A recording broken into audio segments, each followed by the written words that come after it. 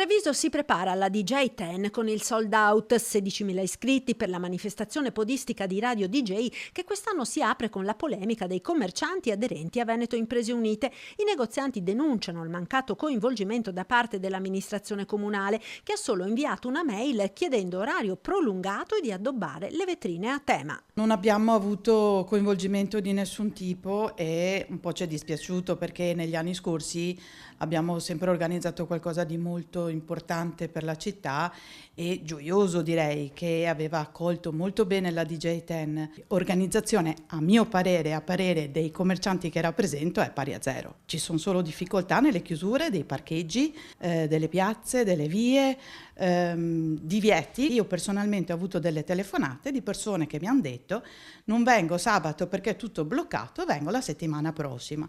Questo è bloccare il commercio. Accuse rispedite al mittente dal sindaco Conte che parla di manifestazione che ha un importante impatto turistico sulla città, pur con qualche disagio. I grandi eventi portano sempre con sé qualche disagio, bisogna avere la forza di vedere oltre i disagi e di vedere l'opportunità. È da mesi che si parla della città di Treviso attraverso una radio leader a livello nazionale che è Radio DJ, se ne parla bene e quindi è certamente una ottima propaganda per la nostra città di Treviso. Mi chiedo scusa se c'è qualche disagio, però è altrettanto vero che i vantaggi superano nettamente i disagi.